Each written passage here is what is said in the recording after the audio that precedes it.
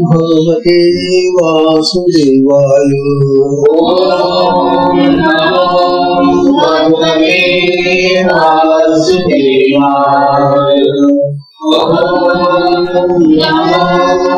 भगवते वासुदेवाय।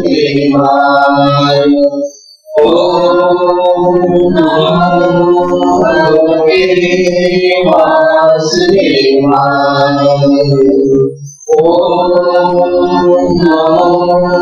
भगवते वासुदेवाय। श्री सद्गुरुनाथ महाराज की जय। अवधूत चिंतन श्री गुरुदेव दत्त। परम पूज्य श्री सद्गुरु संत ज्ञानेश्वर महाराज की जय।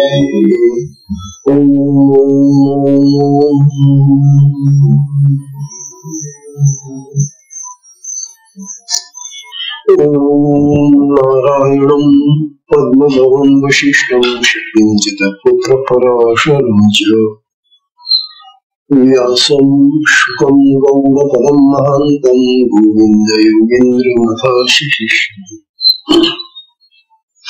श्रीशङ्कराचार्यमथास्य पद्मपादं च हस्तामलकं च शिष्यम् दंशोपकं वातिरकारमन्यान् अस्मद्गुरुं संसतमामो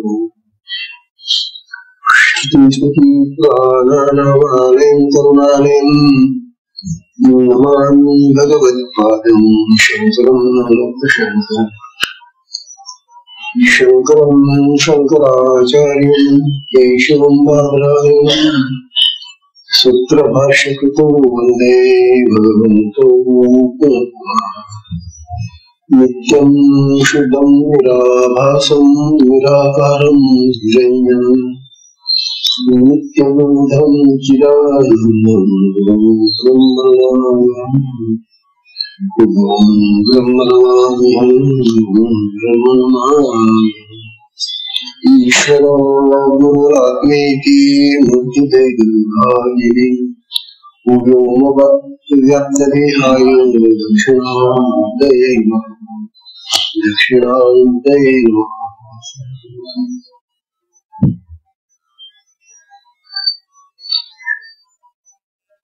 श्री सद्गुरुनाथ महाराज की जय। अवधूत चिंतन श्री गुरुदेव दत्त। परम पूज्य श्री सद्गुरु संत ज्ञानेश्वर महाराज की जय। परम पूजनीय श्री सद्गुरु संत ज्ञानेश्वर महाराज साधकांचे वैभव बालयोगी आणि भगवान विष्णूचे अवतार असलेले ज्ञानोबा यांचा श्री अमृतानुभव तथा अनुभवामृत नावाचा हा ग्रंथ आपण पाहतो. या ग्रंथाचं हे 7वं प्रकरण म्हणजे अज्ञान खंडन म्हणून चालू आहे. या 7व्या प्रकरणाचा ज्ञानोबांनी अज्ञान खंडन करून आपल्या देहामध्ये असलेला जो आत्मराज आहे त्याचं स्वरूप निवेदन करतायत, सांगतायत.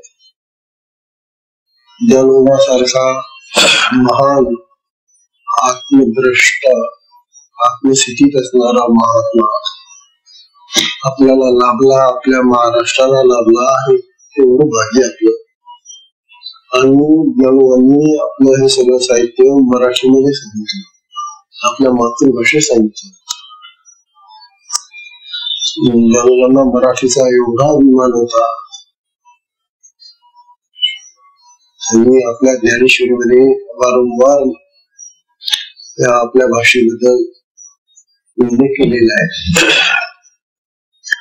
असा आपल्या मातृभाषेचा जिव्हाळा अभिमान असणारा मातृभाषेतून उपदेश करणारा महात्मा आपल्याला पाहायला आहेत. महात्मे नाही असं नाही, तथापि यांची जी उंची आहे ज्ञानोबांची ती अपार आहे, ती मोजता येण्यासाठी नाही, कारण ते स्वतः आत्मस्वरूपातच आहे, आत्मज्ञानी आहे. आत्मज्ञानी असलेल्या या सिद्ध सत्पुरुषाचं जे बोल असत ते ऐकल्याबरोबर ऐकणारा जर खरोखरच अध्यात्मप्रेमी असेल तर त्याला चटकन दोरी लावतो. आणि म्हणून मी पाहतो आपल्या या बहिणी बंधू ज्यांना खरोखर जे आपल्या संस्कृत ग्रंथाचं किंवा आपल्या मराठी ग्रंथांचं फारसं अवलोकन झालेलं नाही, तथापि हा ग्रंथ त्यांना आवडत असल्याशिवाय ते इथे येत नाही. किती कष्टातून यावं लागतं यांना. असो, ज्ञानोबा आत्म्याचं स्वरूप सांगून राहिले या ग्रंथात. कालची आपली 260 नोंद झाली 7व्या प्रकरणाची. 261 नोंद आज येते आणि त्या नोंदमध्ये ते दृष्टांत देऊन राहिलेले बघा. ज्ञानोबा सांगून राहिले की आत्मा आहे त्या स्थितीत कसा असतो, त्याचं एकत्व किंवा त्याच्या ठिकाणचा जो स्वयंसिद्धपणा आहे तो तसा मोडत नाही, हे ज्ञानोबा सांगून राहिले. आता या ठिकाणी 261व्या ओळीमध्ये ते सांगतायत, सिंधूची सीव न मोडे, सिंधूची सीव न मोडे, पाणीपणा सऊ न पडे, पाणीपणा सऊ न पडे, जरी मोडत गाडे, जरी मोडत गाडे तरंगाचे, जरी मोडत गाडे तरंगाचे. ओळी दृष्टांताची आहे, अतिशय सोपी आहे, पण ज्ञानोबा त्या आत्म्याचे वर्णन करण्यासाठी हा दृष्टांत देतात. ते म्हणतात सिंधूची शिव मोडे, सिंधू म्हणजे समुद्र, सागर, समुद्र, शिव म्हणजे मर्यादा. समुद्राची मर्यादा भंग पावत नाही. हा ना, कित्येक वर्षापासून तो समुद्र त्याच्या त्या तटांच्याच बाजूला राहतो. वास्तविक समुद्राचं जे इतकं अपार आहे, त्या पृथ्वीवर जमीन किती आहे, 2/3 पाणी आहे आणि 1/3 फक्त जमीन. 2/3 पाणी, आणि ते पाणी सुद्धा कसं आहे, अफाट पाणी आहे. समुद्राने जर ठरवलं पृथ्वीला बुडवायचं तर एका क्षणात तो बुडून टाकतो. आपण सुनामी लाटांच्या वेळेला पाहिलं. आता त्या सुद्धा सुनामी लाटांच्या वेळेला समुद्राने जे थोडस उल्लंघन केलेले ते त्याच्यामुळे नाही झालं, त्याला आतून जो भूकंपाचा धक्का बसलेला आहे त्याच्यामुळे झालेलं आहे, भूकंपामुळे ते झालेलं आहे. नेहमी समुद्र कधीपासून आपल्याला पाहतो आपण, किनाऱ्यावर मोठमोठे शहर बसलेली, परंतु त्या शहरांना कधीही धक्का तो लागू देत नाही. येतात त्याला लाटा येतात, उसळतात, शांत होऊन जातात. असा हा जो समुद्र आहे तो आपली सीमा मोडत नाही, शिव मोडत नाही सगळ्यांना. त्यामुळे काय होतं, म्हणतात पाणीपणा असं न पडे, तो आपली सीमा ओलांडत नसल्यामुळं त्याला पाण्याची कमतरता पडते का? तो आपल्या सीमेत राहतो, मर्यादित राहतो, आणि मर्यादित राहूनही त्याला कधी पाणी कमी पडलं नाही. असं कधी झालं का ते एखादा समुद्र आटून गेला? यावर्षी नद्या आटतात, पण समुद्र कधी आटत नाही, म्हणजे त्याला पाण्याची कमतरता कधी भासत नाही.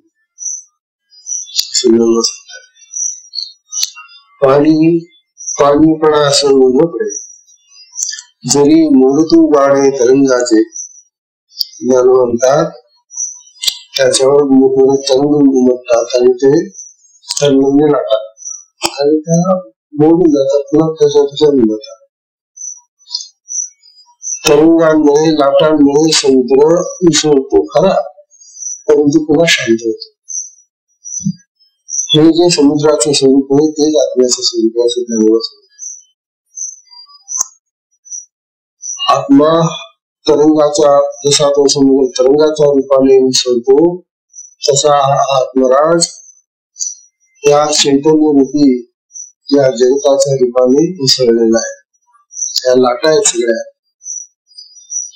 हे जग म्हणजे आत्मचैतन्याची, आत्मसमुद्राची लाट आहे आणि त्या लाटा त्याच्यावरून तरंगित होऊन हे जग आकाराला आलेले. तेव्हा विश्वामध्ये जे आकार, रूप, त्या दिसतात त्या चैतन्याच्या सागरावरच्या लाटा आहेत. आणि हा चैतन्याचा सागर आत्मराज त्या लाटा निर्माण करतो, पुन्हा बसवतो खाली, घडतो, मोडतो, घडामोड चालली त्याची. आणि म्हणतात तो आपली मर्यादा कधी ओळखते आणि त्यातला त्याचा चैतन्याचा भाग कधीही कमी होत नाही.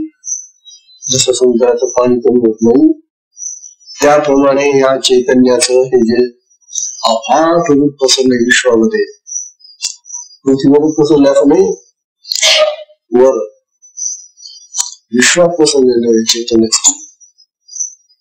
तेव्हा या चैतन्यामध्ये कधीही कमतरता पडत नाही. अखंड जसेच्या तसं भरलेलं आहे.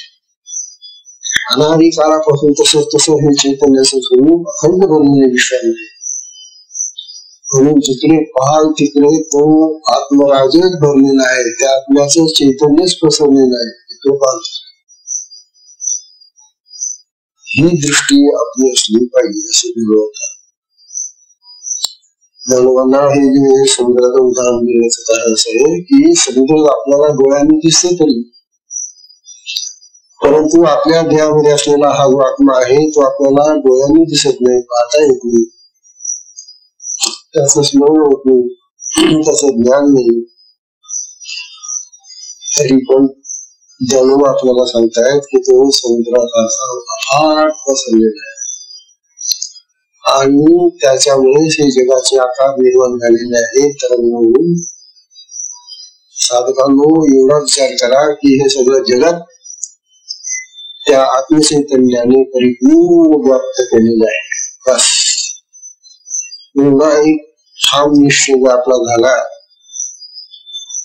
मग तो दिसो न दिसो, तो कसाही असो, केवढाही असो, परंतु आपल्या सामान्य अशा बुद्धीला निश्चितपणे तो लाभ देईल. आपल्याला अनेक प्रकारचे लाभ तो चैतन्य आत्मा देतच आहे. सुद्धा आपल्या शरीरामध्ये राहून तुम्हाला का सांगितलं की आपल्या देहामध्ये राहून तो आपल्याला केवढा लाभ देतो हे आपण चालता आहे.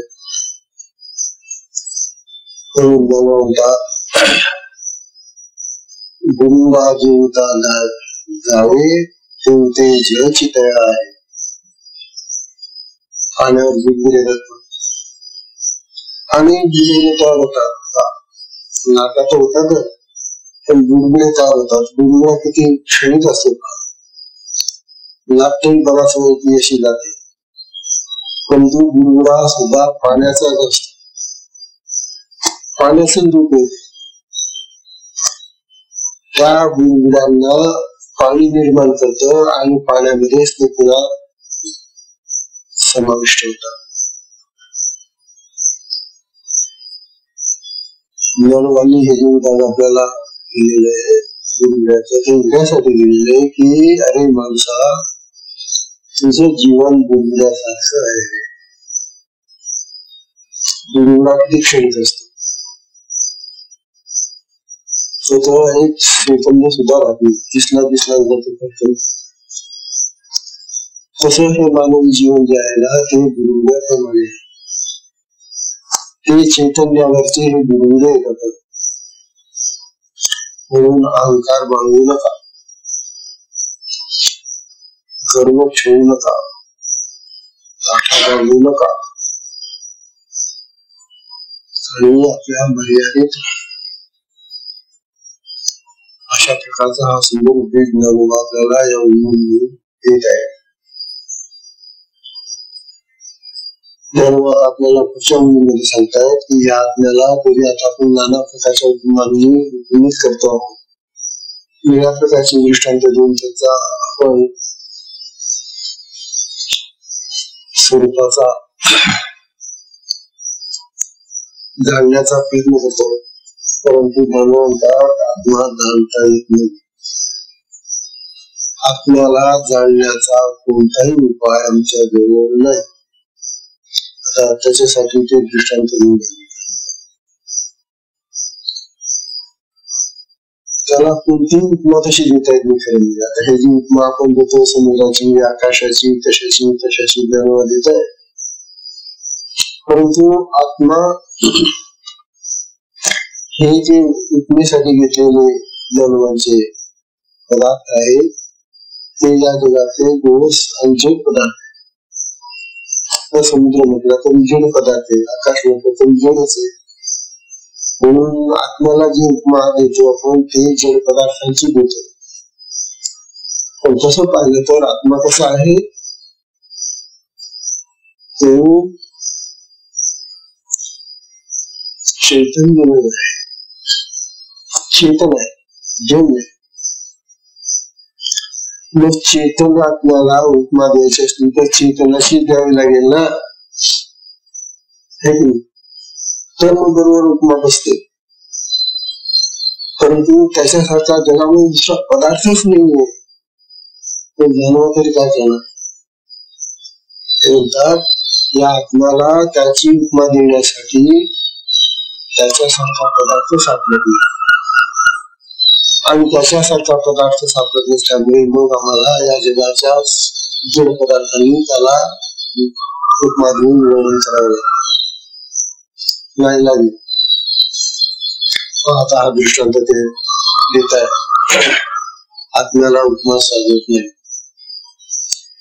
1962 मध्ये ज्ञानोबा सांगतायत, रश्मी सुरीच आखी, रश्मी सुरीच आखी तरी बिंबा बाहेर जाते, म्हणून बौद्ध संपत्ती उपमा न हो.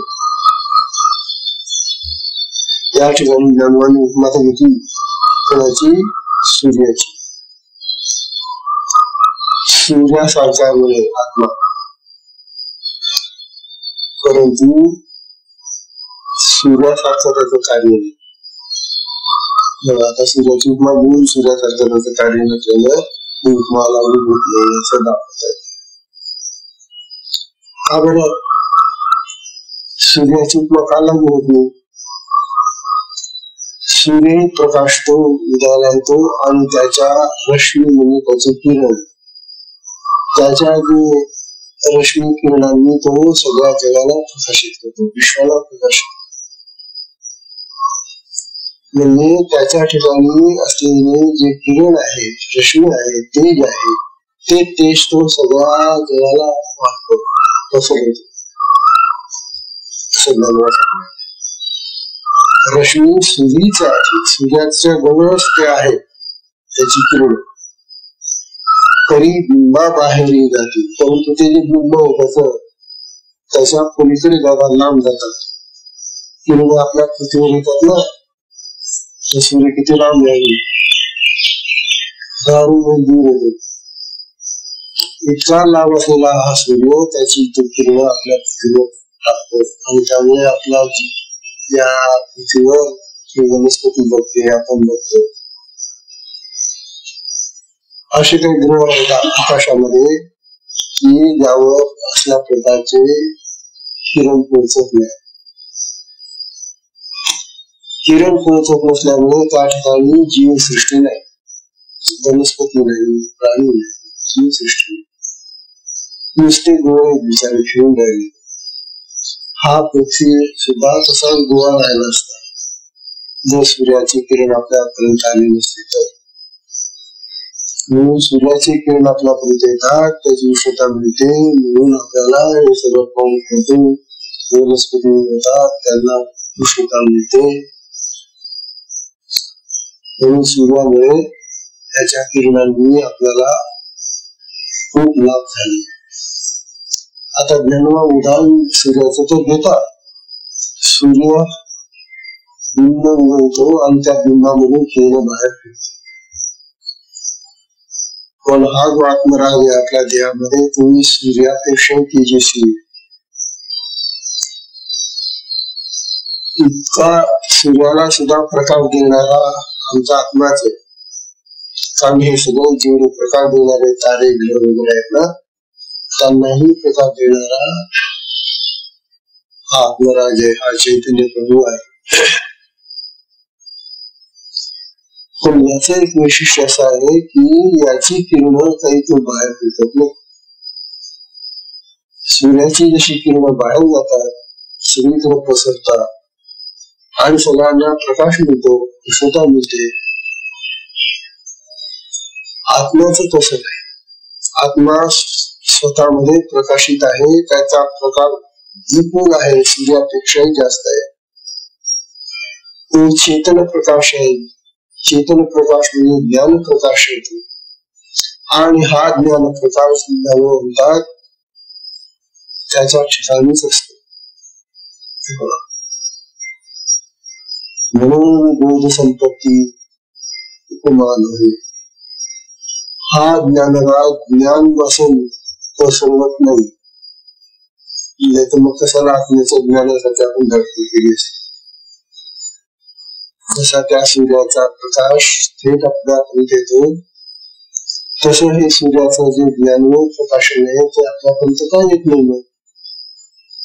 जर आपल्या देहामध्ये तो आत्मराज आहे, आत्मा राहतो, मग त्याचे काही ज्ञानमय किरण आपल्यापर्यंत सगळ्यांमध्ये का पसरत नाही असं ज्ञान.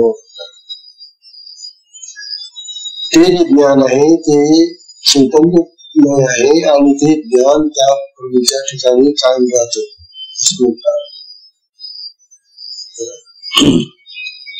अशी ज्ञानाची संपत्ती त्याच्या जवळच आहे.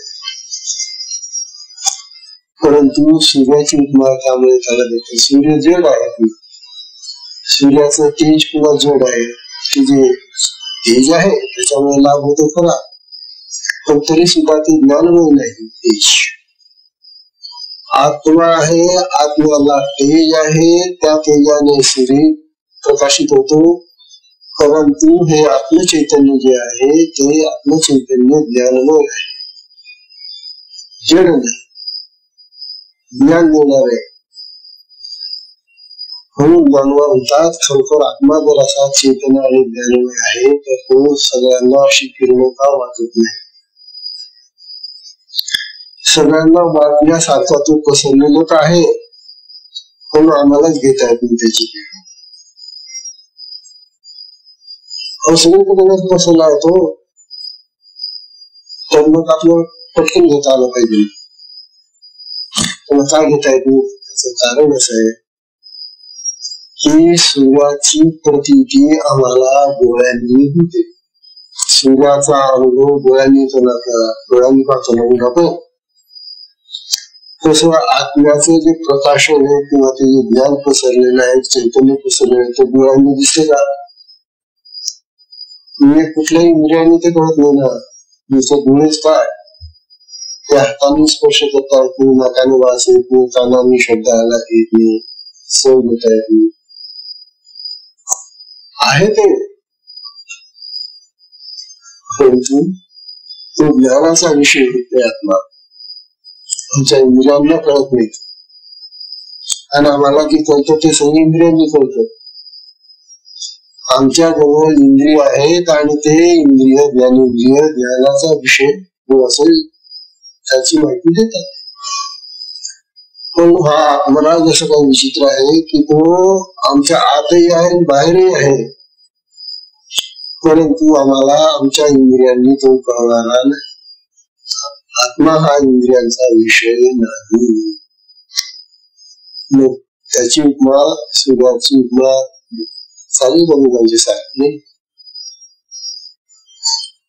हो, आत्माचा भिन्न आहे. म्हणतात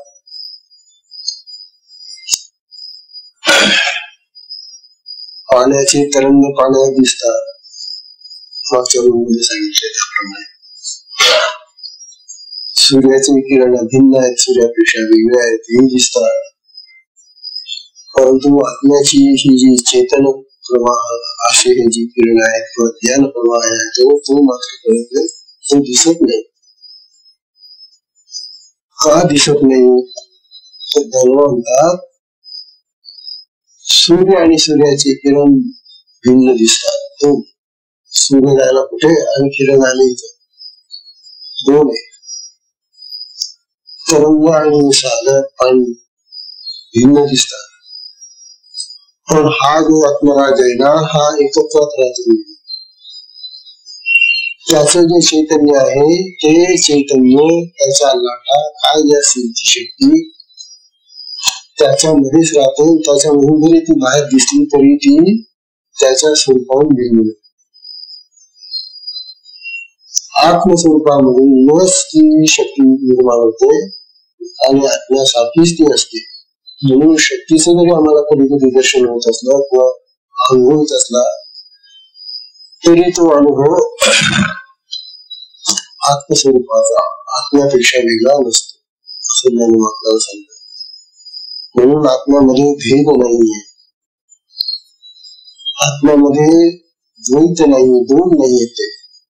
आणि द्वैत नसल्यामुळे आम्हाला आत्म्यासाठी असा उपयोगाचा पदार्थ सापडतो. आता सागर घेतला, सूर्य घेतला, त्यांच्यामध्ये भेद आहे, आत्म्यामध्ये भेद नाही. आता ज्ञान आपल्याला आणखी एक उपमा देतात. आता ही उपमा आपल्या सगळ्यांना माहिती आहे आणि ज्ञानवानी आपल्या भाषेमध्ये उपमा दिलेली आहे. बघा, ज्ञान म्हणतात आणि पळहेचा दोडा, आणि पळहेचा दोडा न पडता तडा, पळहेचा दोडा न पडता तडा, जगत व कपडा कापडा न भरे चिकी, जगत व कापडा न भरे चिकी. तशी कठीण नाही, बिलकुल सोपी नाही आहे. आणि शब्दही अगदी खास मराठी आहेत, खास मराठी. काय म्हणतात? आणि पळहेचा दोडा, हा माहिती ना, आपण पेरलं ना आपण कपाशी, फळ हा शब्द वापरलाय बांधण्याप्रमाणे.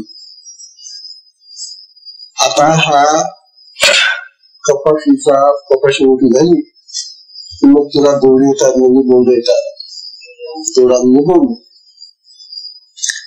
आता कपाशीला जेव्हा बोंड येतात त्याच्यामध्ये कपाशी असं बोंडामध्ये, परंतु त्या कपाशीच्या बोंडाला जेव्हा तडे पडतात, सुकतात ते, आणि तेव्हा ते कापूस बाहेर येतो, तेव्हा दिसतो तो कापूस. तुम्ही जर त्याचे बोंड तुम्ही ठेवले तर त्याच्यातून कापूस निघेल का? अनुभव पाऊस पटकन बोंड तुम्ही आणायला चालणार नाही. त्या बोंडांना तडा पडल्याशिवाय ते तरतडून म्हणतात. ते बोंड सुकले की आपोआप तडी जातात त्याला बोंड, आणि मग त्या बोंडांच्या तड्यामधून तो कापूस होतो दिसतो बाहेर. आणि मग शेतकरी लोक ते तडी गेलेले बोंड वेचतात, काढतात कापूस, आणि मग या कापसाचं कापड बनतो. कपडा बनण्यासाठी आधी कपाशी असावी लागते, कपाशीला बोंड घ्यावे लागतात, बोंड पक्क होऊन ती फुटांना तडे पडावे लागतात, फुटा पडावे लागतात, आणि त्या फुटांवरून मग कापून बाहेर दिसायला लागला की मग आपण ते तोडून त्याची कपाशी बाहेर काढून मग कपडे बनवतो. ही उपमा दिली आता ज्ञानोबांनी. ही उपमा आखण्यासाठी दिली बरं का पुन्हा बघा. त्या कपाशीच्या बोंडांची आपल्याला आत्मराजासाठी वापरतायत. समजावं आपल्याला, आपला परिचय करून येत आहे सगळं.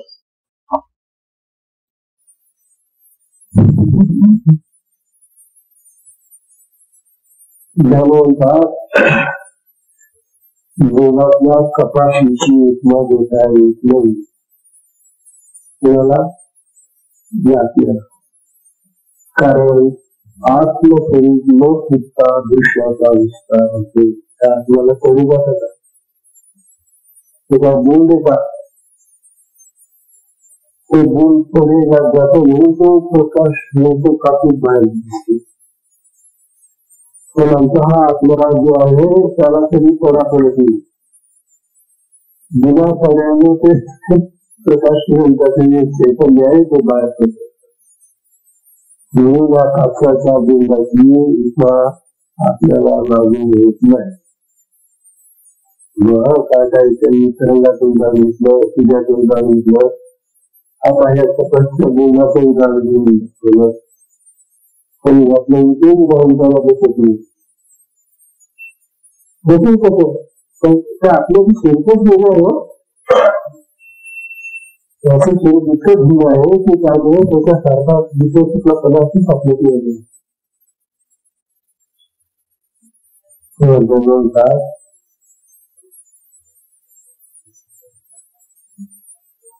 कापूस काढतो आपण, त्याच्यात तंतू बनवतो, धागा बनवतो, धागाची मग कापड बनवतो.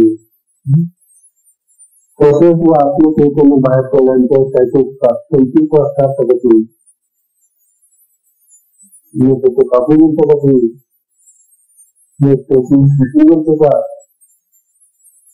तो तयार माल बाहेर देतो आपला. तिथं काहीच हुआ करायचं नाही. आणि मग जे चैतन्य आहे ते चैतन्य सगळं निर्माण करतो, ती शक्ती करतो. उपमा आहे शास्त्राची पत्र्याची उपमा या आपल्याला लागू. कारण हे जे सूचना आहे, पंचू काढणं आहे, हे सगळं काय त्याच्यामधले विचार आहेत सगळे. आपल्यामध्ये विचारच नाही, तो अधिकारी आहे. मग अधिकारी आपल्यामध्ये जर काहीच विकार होत नाही तर मग विकारी पदार्थ होते, दृष्टांत करायला लागली कशी शक्ती नाही. म्हणून आपल्याला कुठल्या उपमा देता येते हे जाणून आपल्याला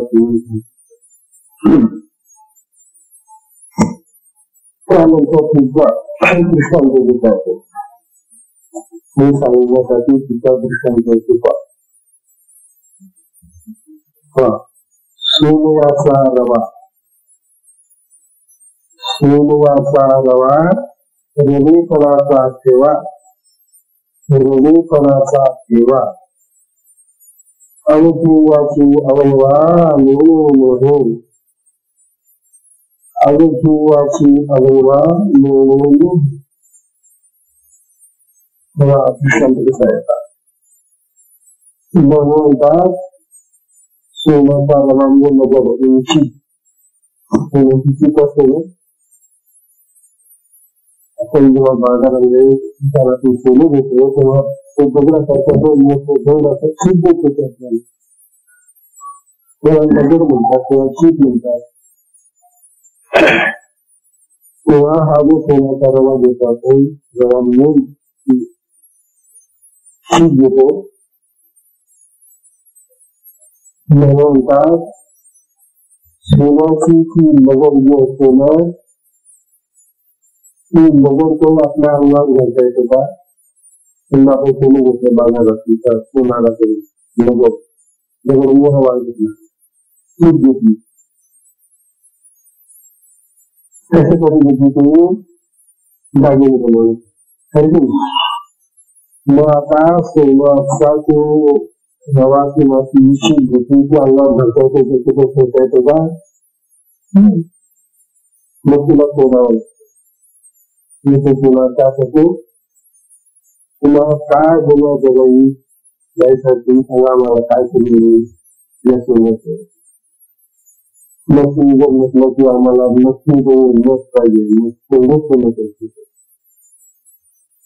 एवढं करतो एवढं केलं पुन्हा आपलं म्हणून आपल्या नकाला बसून एवढीच तो सुविधा म्हटलं बा आमच्या कानामध्ये आम्हाला बसवायचं मग कानाला घेतून तेवढं सोनं करतो तेवढा अलंकार कानाचा गळामध्ये बसवायचं आम्हाला मग गळामध्ये हाडांचं सोनं केलं हातामध्ये घालायचं आम्हाला अलंकार किंवा हातामध्ये जे सोनं असतं कंकण असतं बांगडी असते त्या बांगडीचं सोनं असते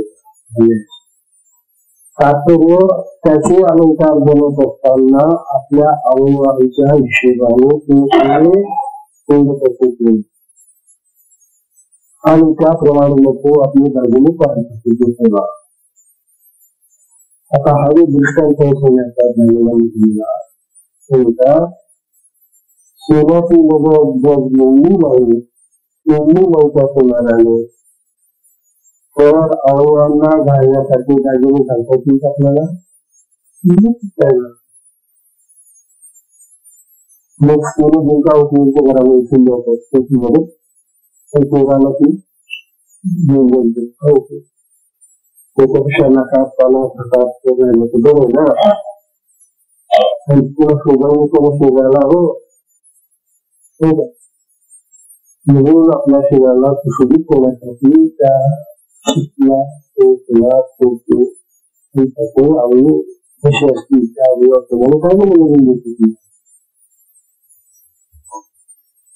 म्हणतात हे दागिने नजर तोडल्याशिवाय घेतले जाते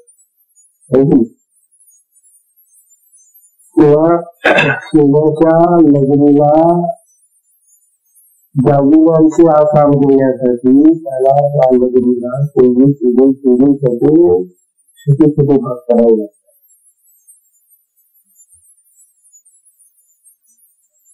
म्हणजे सोन्याच्या स्वरूपामध्ये आपल्याला बदल करावा लागतो त्या नजरेच्या स्वरूपामध्ये बदल करावा लागतो. म्हणतात कसा आत्म्याच्या स्वरूपामध्ये बदल करता येतील. मुलीचा आत्मा पाहिजे आम्हाला भाऊ आत्मराजा तुम्ही खूप मोठ्या विशाळा जगात पसरलेल्या त्यांचं आम्हाला मुलीचं तिच्या मधला आत्मा पाहिजे मग तुम्ही वाचलं आपल्याला तुम्ही फार काही माहिती सारखा ते मोठा हातीवर असला तो हातीला आम्हाला हाती पाहिजे आपलं मोठं असतं का ते हत्ती असो न तर लिंबू असो आपल्याचा आकार होतच नाही. मग अध्यात्मिक आपल्याला हत्ती एवढा मोठा ना अरे तो केवढा का असेल ना डोंगरा एवढा मोठा असला तरी चालेल परंतु हा जो आत्मराज आहे त्याचा आकार बदलत नाही त्याच्या आकार तिथेच बाजूला होती. आपल्याला वेगळं कसं होतील म्हणजे सोबत ओळखतात तुम्ही आणि त्याचे वेगळे बाजूने बनवतात. तसा हा आत्मा एकरीच आहे एकच एक आहे एकच राहते कोणी म्हणून त्याचे चित्रे करता येते त्याचे वाटे करता येते त्याचे भाग करता येते आणि ते असे भाग करून तसेच प्राण्याला ते वाटले गेले नाही कोणी पाहिलं आपल्याला आपला वेदांताचा आत्मा वेदांताचा आत्मा आणि समजते देवकुलाच्या कल्पनांचं फार आहे आणि आत्म्याचं अनुभव आत्मे म्हणते स्वर्गातले आपले काय भरत होती त्या अशा गोष्टी तुम्ही करता मग स्वर्गातले आपले काय म्हणत होती किती आपले स्वर्गामध्ये उनका जो मिलेगा क्योंकि सगळे आपले जवळ गेले और खास कल्पनेसाठीच्या या ज्या वेगवेगळ्या कल्पना आहेत त्या साधकांच्या नसाव्या. आत्मा एकच एक आहे. अशा परिवर्तन झालेल्या लोकांची सगळ्याच्या आत्मे जगत फिरत नाही त्यामध्ये बरं आत्म्याचा अनेक लोक सुद्धा होते. आत्मा एकच एक आहे. सगळं एकत्र राहतो. एक रूप आहे तो ज्ञान धन आहे तो त्याचे तुकडे होत नाही. म्हणजे हा जो दाखला दिला इंग्रजांनी त्याचा हाही त्याला लागेल ना. किती वर्षात श्राप दाखवून दिले त्या रूपात दिले पण याची एकही उत्माचा आपल्याला लागेल परंगाची उत्मा दिली शिवाची दिली पाण्याची दिली आता विरोधाची दिली आता बोंडाची दिली खूप लागू होती आपल्याला ते भरपूर केलं हो. आत्मा फारच वेगळा हो आणि असा आत्मा आपल्याकडे वगैरे अरे फार होतो. ही जगात त्याच्यासाठी दुसरी वस्तू नाही तिसरी वस्तू आपल्याजवळ आहे सगळ्यांजवळ आपल्याजवळ आणि त्या वस्तूमुळे आपण आपल्या शरीराला सगळं खाऊ घालतो.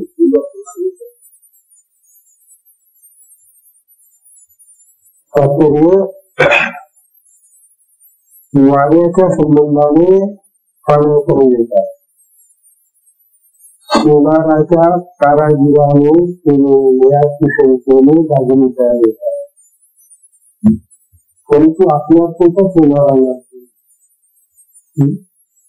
आपल्याची लोक कोणता सोनारा लागतो तुला कोणता वारा होतो पर्यंत निर्माण होण्यासाठी तर याचा तिथं कुठलाही उपाय नाही.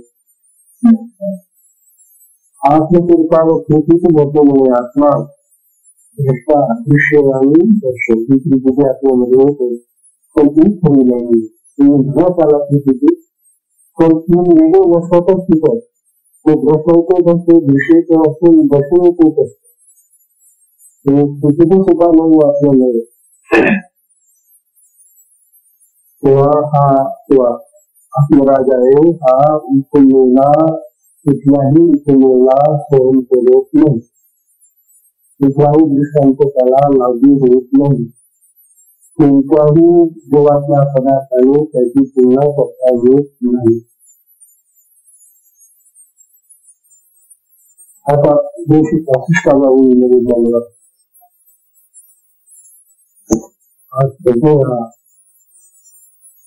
आता 265 सांगल्याने न फेरिता आडवाओ दिगंतने दिगंता लाओ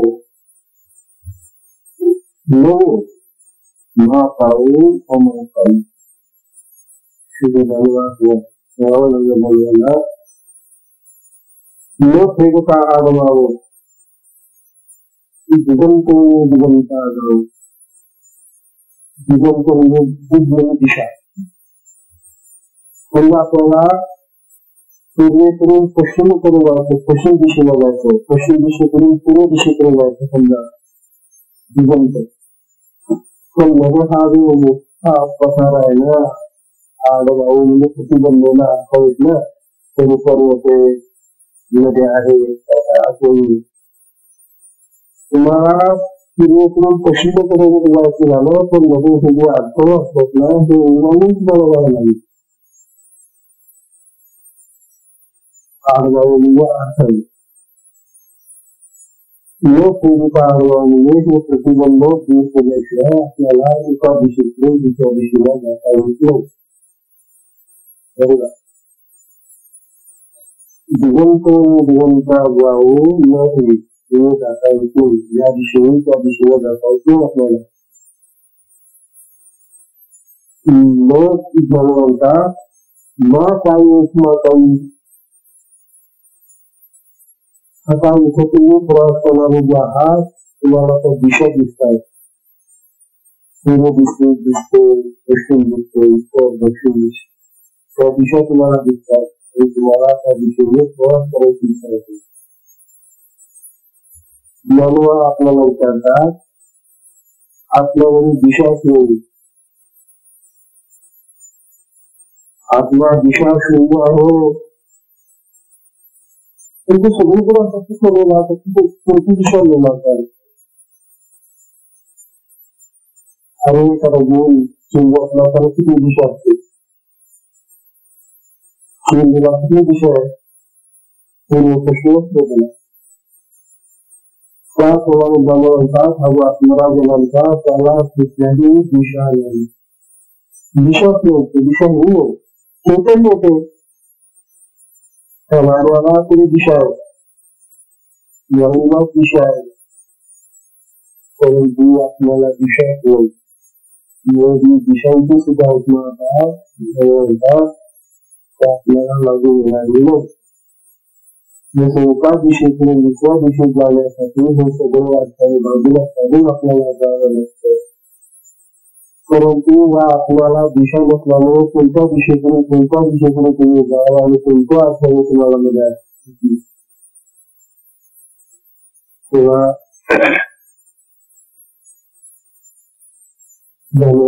आपल्या स्वरूपाच्या असताना दिशांची देखील उपमा देतात. कारण आत्मा अपरिच्छिन्न आहे. परिच्छिन्न म्हणजे भिन्न आणि अपरिच्छिन्न म्हणजे येते. एकच एक ठिकाणी एकच धर्मीला आहे तर तिथे कुठलीच दिशा दाखवत असेल. अशा करून आपल्याला हिंदी उपमा लागेल दिशांची.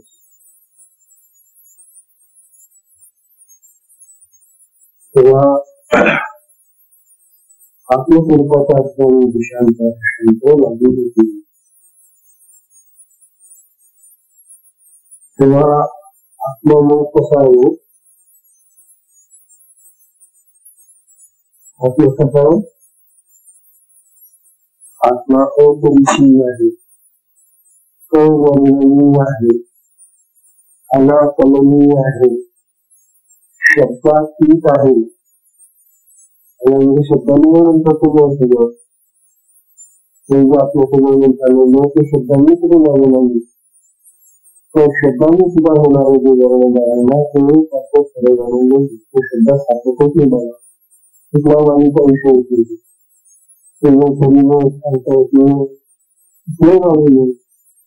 असं वर्णन होते. शब्दांनी कसं वर्णन, शब्दाचं काही सुद्धा आधी झाली तिथे कमी झालं, शब्द समजून आले. असा हा जो आत्मा आहे किती वेगळा आहे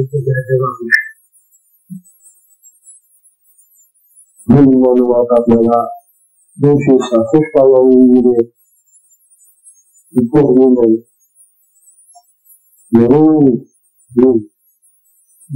आत्ममुळे नाही आणि साकाळे. आता याची आकडे हाच वास अलंकाराने समाप्त केली.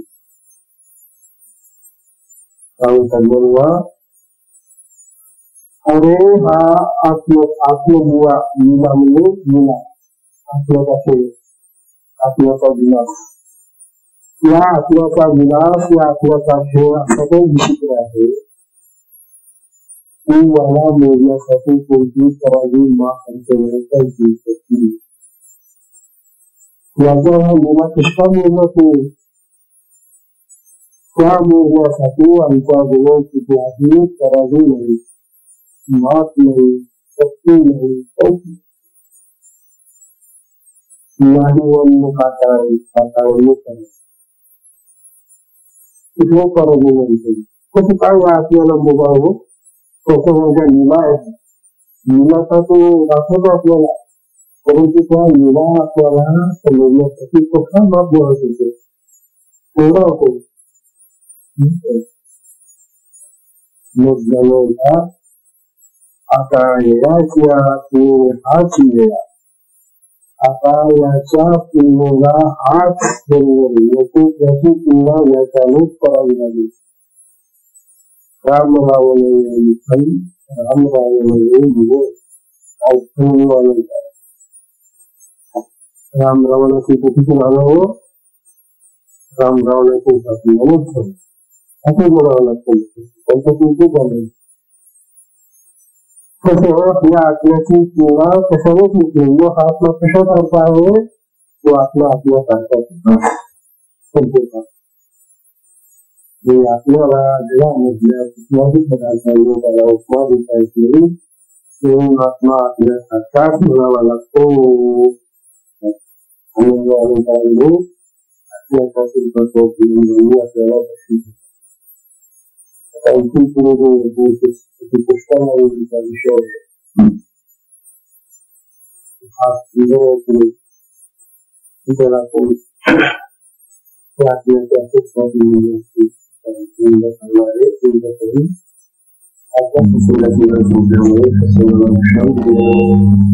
हरि ओम.